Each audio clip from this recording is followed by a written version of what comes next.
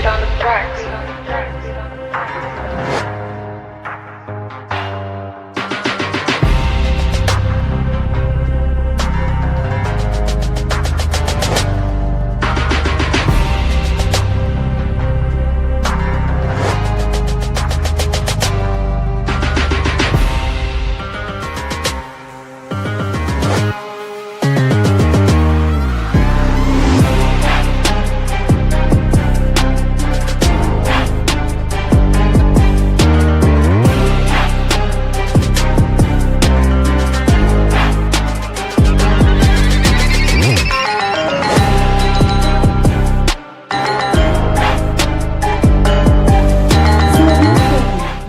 Pertanian dan sebagai Asisten Menteri Lingkungan Hidup dan Kehutanan, Bapak Dr. Haji Syahrul Yassin Limpo, SH, MSI, MH, Gubernur.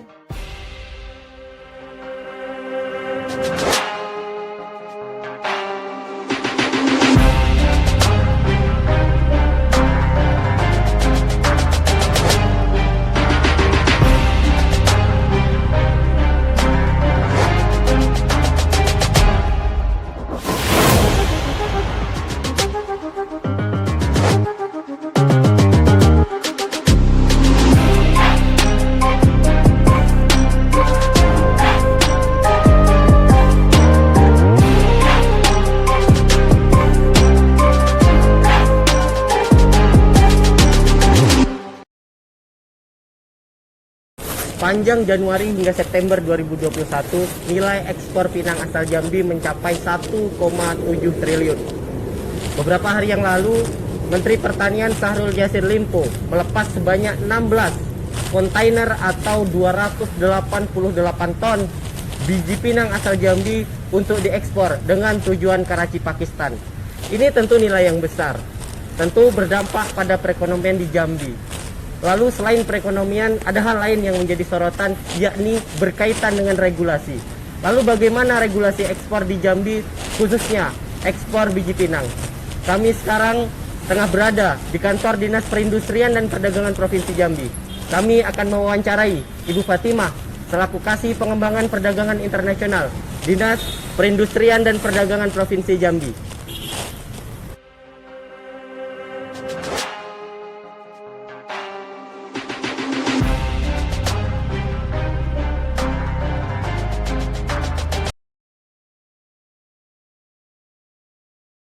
Dari Januari hingga September 2021 itu memang sedang digenjotkan ekspor pinang. Tentu saja selain di sektor ekonomi yang semakin berkembang, tentu yang menjadi sorotan khususnya mengenai regulasi.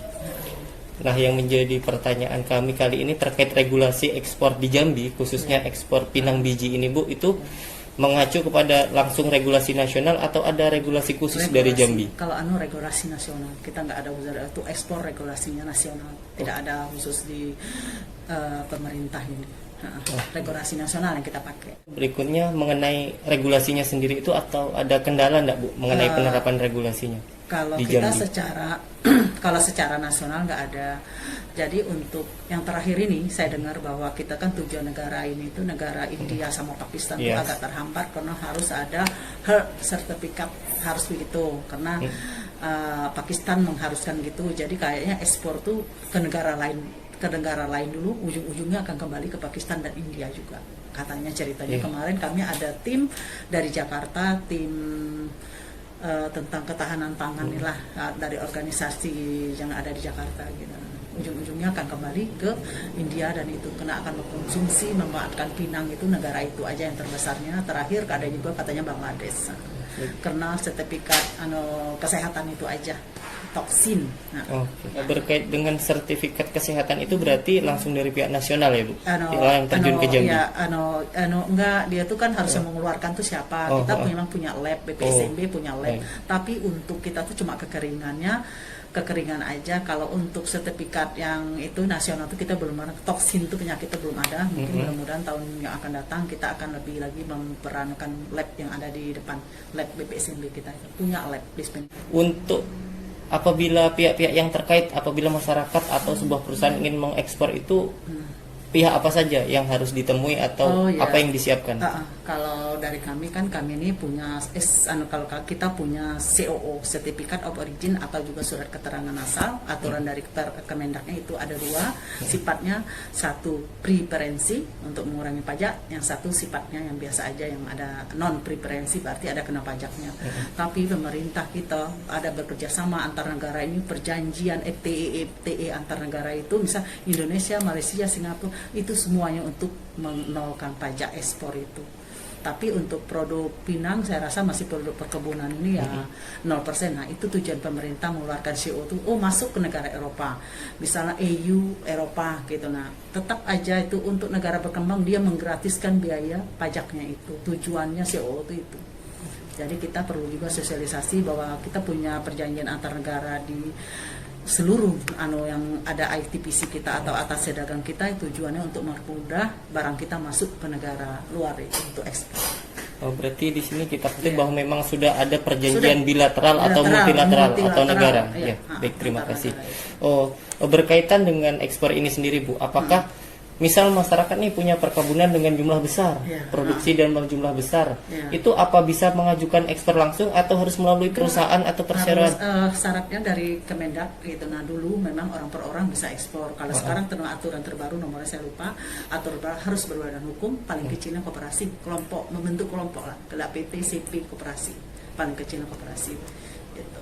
Kalau untuk ekspor ya, jadi nanti kita keterkaitan tuh misalnya vertikal, ada bea cukainya, ada karantinanya, dia kan harus ada persyaratan apabila diminta oleh negara bayarnya. Nah, itu kita harus memenuhi syarat itu untuk ekspor. Semuanya sudah sistem online, di kita juga sistem online, di bea cukai juga sistem online, di kami COO ini sudah online, kami tinggal ngopi-ngopiin aja. Inilah bentuk COO itu, nah Certificate of Origin itu. Nah, tinggal masuk. Mungkin demikian Bu, beberapa pertanyaan dari kami berkaitan mengenai regulasi ekspor, khususnya ekspor pinang di Provinsi Jambi. Kami mengucapkan terima kasih yang sangat luar biasa Bu dari Fakultas Hukum Universitas Jambi, khususnya kami ini mengenai proyek hukum perdagangan internasional. Ya, jadi kami mengucapkan terima kasih.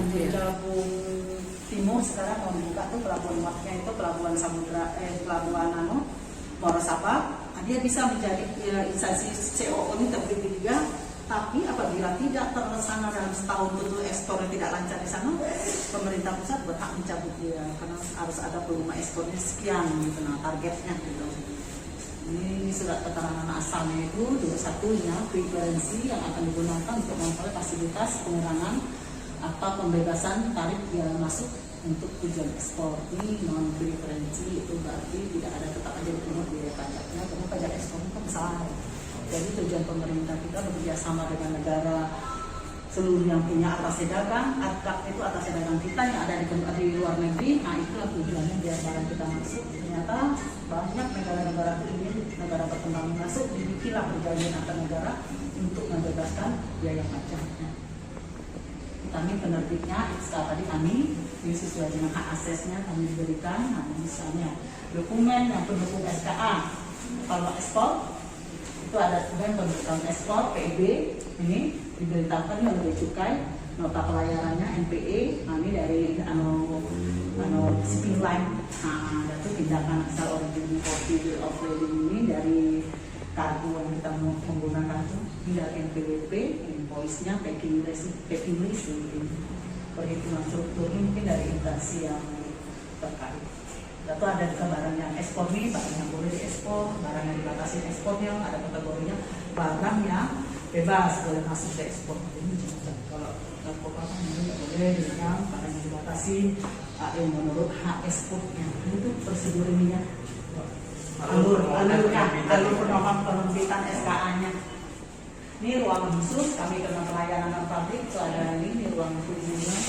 Karena kan kita diatur oleh izin, mau izin dan non izin. Di situ ruang ini alur.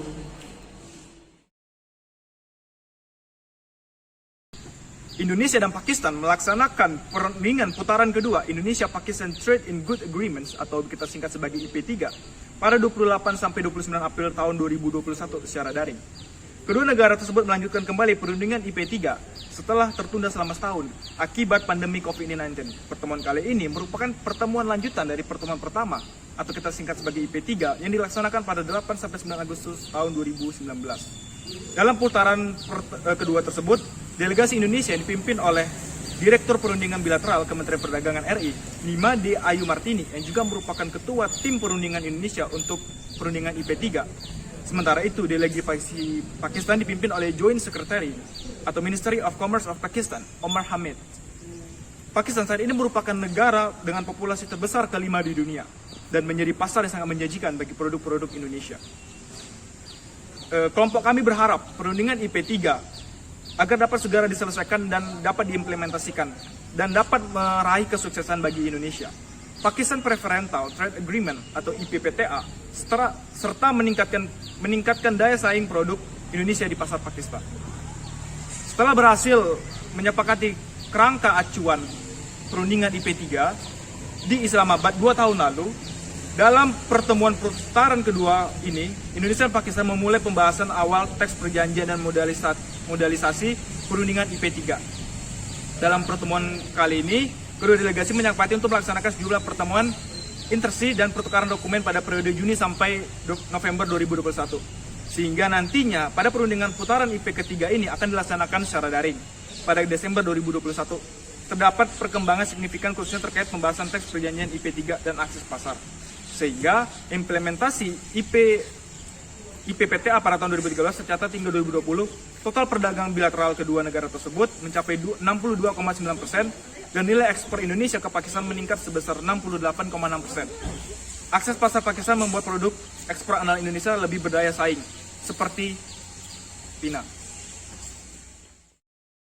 Dalam kegiatan ekspor-impor, ada salah satu dokumen yang harus terpenuhi, yaitu Bill of Lading. Bill of Lading adalah surat tanda terima barang yang telah muat dalam kapal dan juga menjadi bukti kepemilikan barang dan sebagai bukti adanya kontrak atau perjanjian pengangkutan barang melalui laut. Pihak pelayaran membuat dan mengesahkan dokumen ini. Bill of Lading adalah dokumen pengangkutan barang yang berisikan informasi lengkap mengenai 1. Nama pengirim, 2. Nama kapal, ketiga, data muatan, keempat, pelabuhan muat, kelima, pelabuhan bongkar, keenam, rincian freight, ketujuh, cara pembayarannya, yang ke-8, nama konsignnya atau penerima barang. Fungsi Bill of Lading adalah 1. Sebagai tanda terima barang atau muatan yang menyatakan bahwa barang telah muat ke atas kapal. Yang kedua yaitu dokumen kepemilikan yang berguna untuk pengambilan barang pada pelabuhan pembongkaran. Yang ketiga yaitu kontrak atau pengangkutan bawah barang atau muatan akan muat ke atas kapal hingga tempat tujuan. Informasi tarif preferensi merupakan informasi yang disediakan dalam bentuk web link di negara tujuan ekspor dengan tujuan mempermudah para stakeholder dan pelaku ekspor guna memperoleh informasi pengurangan tarif bea masuk berdasarkan perjanjian dan kesepakatan internasional agar dapat dimanfaatkan penggunaannya ini sehingga akan mampu meningkatkan daya saing komoditas ekspor yang berujung pada peningkatan nilai ekspor Indonesia. SKA non preferensi adalah jenis dokumen surat keterangan asli atau Certificate of Origin yang berfungsi sebagai dokumen pengawasan dan atau dokumen penyerta asal barang ekspor yang menyatakan bahwa barang ekspor tersebut berasal dari Indonesia untuk dapat memasuki suatu wilayah negara tertentu. Sedangkan surat keterangan asli non-preferensi digunakan terhadap barang ekspor Indonesia tanpa memperoleh fasilitas pengurangan atau pembebasan tarif biaya masuk. SKA non-preferensi diterbitkan untuk memenuhi ketentuan yang ditetapkan oleh suatu negara atau sekelompok negara terhadap barang ekspor Indonesia berdasarkan perjanjian internasional atau penetapan unilateral. Prosedur pelayanan karantina pertanian antara Indonesia dengan Pakistan, hal-hal yang harus dipenuhi.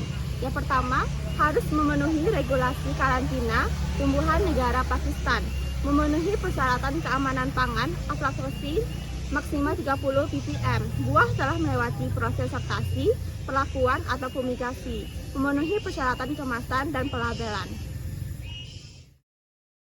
Surat keterangan asal atau Certificate of Origin yang selanjutnya disingkat SKA atau COO adalah dokumen yang membuktikan bahwa barang ekspor Indonesia telah memenuhi ketentuan asal barang Indonesia atau disebut dengan Rules of Origin of Indonesia.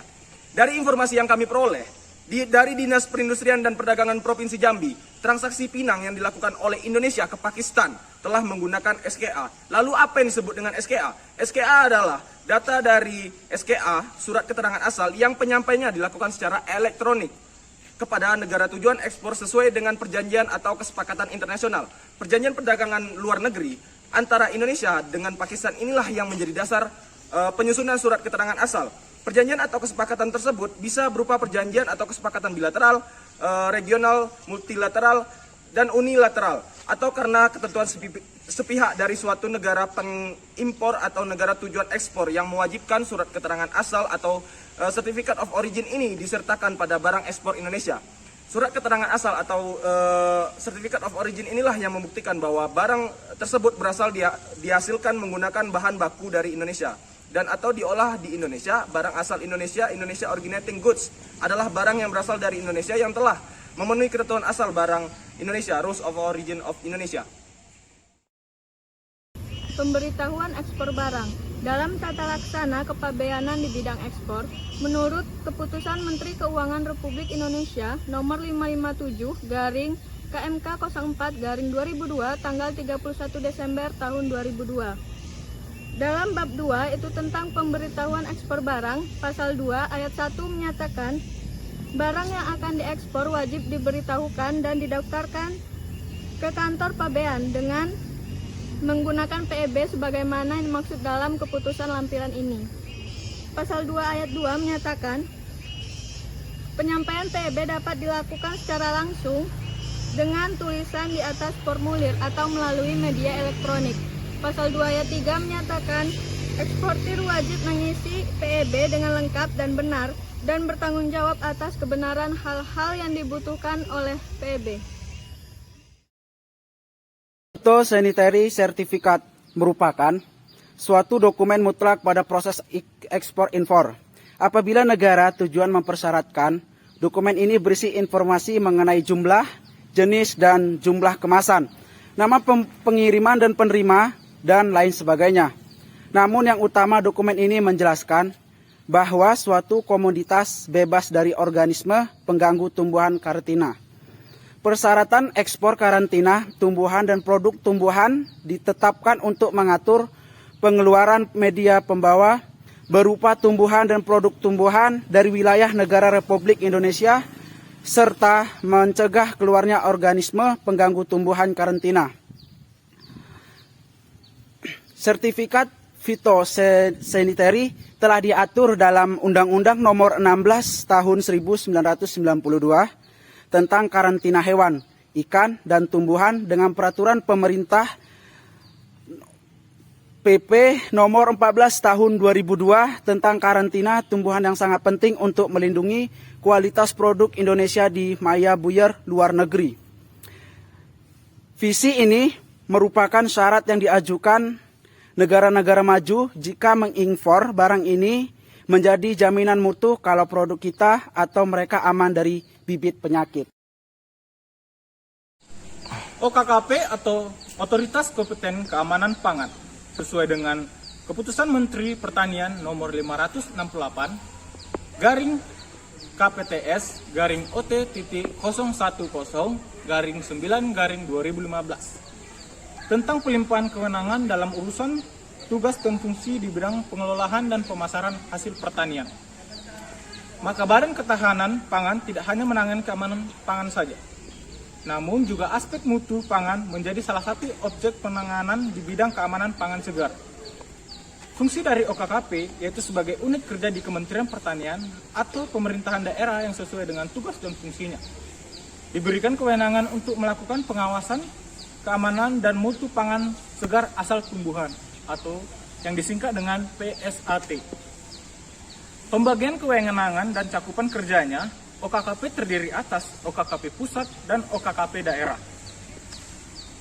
Pengawasan keamanan PSAT oleh OKKP yaitu penerbitan sertifikat Prima 1, Prima 2, dan Prima 3. Prima 1 diterbitkan oleh OKKP pusat dan Prima 2 dan 3 diterbitkan oleh OKKP daerah. Lanjut ke pengawasan registrasi PSAT, registrasi rumah pengawasan, dan penerbitan health certificate.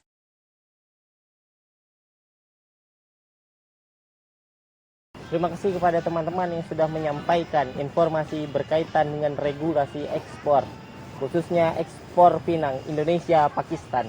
Ini tentu menjadi informasi yang sangat-sangat penting bagi kita semua, khususnya bagi para pihak-pihak yang memang terlibat atau ingin menjadi pelaku usaha dalam bidang ekspor. Video ini kami buat sebagai salah satu pemenuhan tugas mata kuliah Hukum Perdagangan Internasional. Ini tentu saja bukan sebatas tugas, tapi ini kami harapkan sebagai informasi bagi khalayak ramai yang memang menginginkan informasi berkaitan dengan regulasi ekspor di Provinsi Jambi. Data-data dalam video ini atau sumbernya kami dapatkan dari sumber-sumber terkait, baik itu dari dinas di Provinsi Jambi maupun dari informasi yang dapat kita akses secara elektronik. Semoga dalam video ini dapat memberikan pembelajaran bagi kita semua serta bermanfaat bagi kita semua. Kami ucapkan terima kasih atas perhatiannya. Sampai jumpa lagi.